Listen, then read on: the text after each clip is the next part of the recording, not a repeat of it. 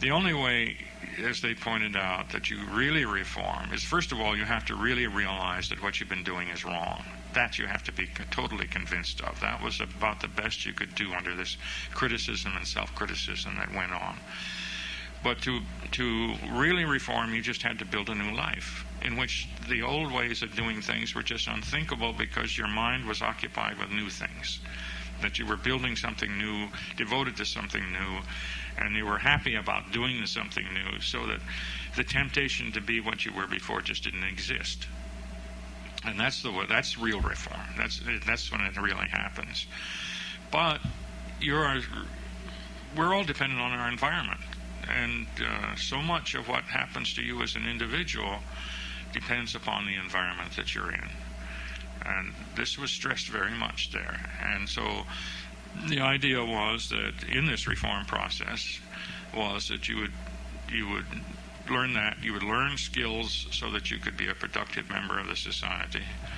And then when you were released, you would go back to a community in which the rest of the country had also gone through a process of reform, not in prison, but had been reforming too, so that you would be able to fit into the society and be a part of it.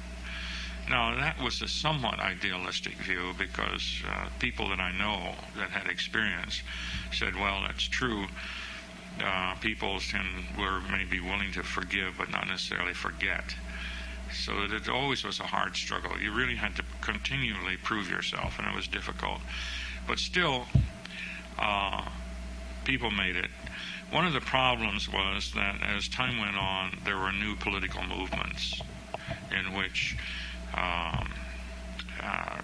strong anti-rightism became the target.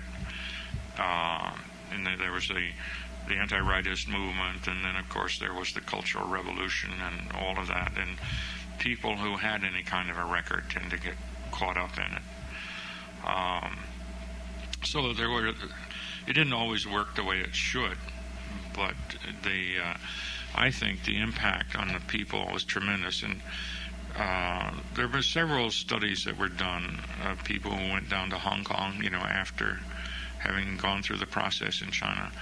And the conclusion was that no matter how these people may have felt about the mainland government, they had been very strongly affected by the prison experience, and in ways that stuck with them, in terms of moral values, things of that kind. So we should certainly let our listeners know what finally happened, at least in your particular case. How long did you spend in prison? Did you decide that you were reformed? Did your jailers decide that you were reformed? Well, as I said, my wife was under arrest for 14 months, and then she went to the same prison. We never saw each other while we were in prison. We could write.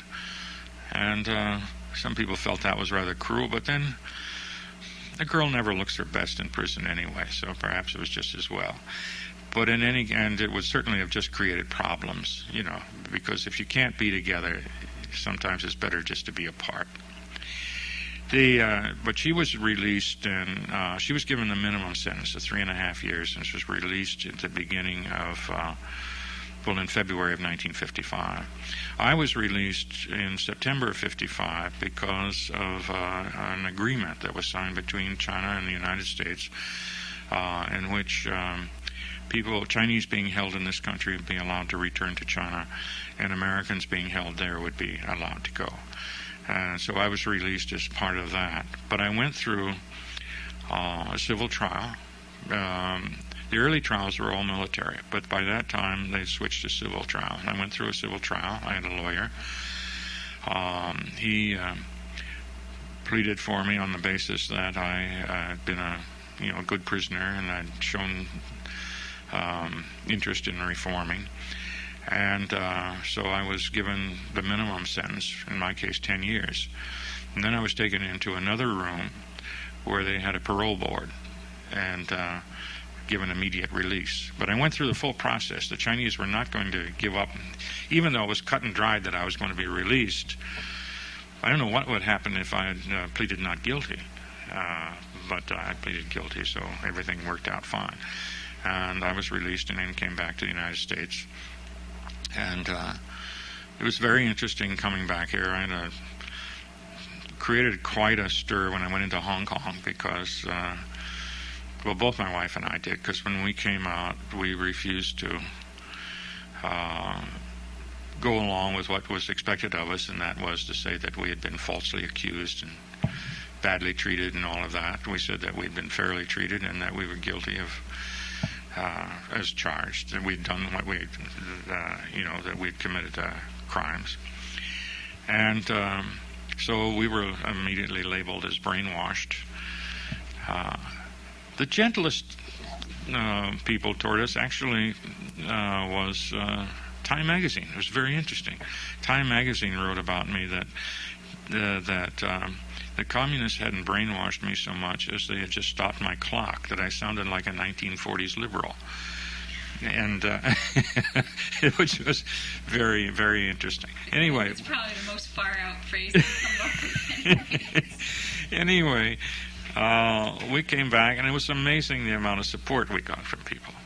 People told us you'll never get another job, this, that, and the other thing. I went back to the University, Pennsylvania, and they said, well, the department said, we welcome you back. You'll never get a job, but we'd certainly love to have you. So we went back, and I got my PhD, and by the time I got my PhD, the country had had 10 years without training anyone in Chinese studies, Chinese language, and so on. They'd had political scientists, but no one who was really into Chinese language and civilization. So I did my choice of jobs. In fact, I came up here to Amherst and was interviewed here in Amherst. But I finally decided to stay at Penn. And actually, we had, when we first came back, we felt, we could live on millet and so on. And we got involved in various causes and so on and so forth.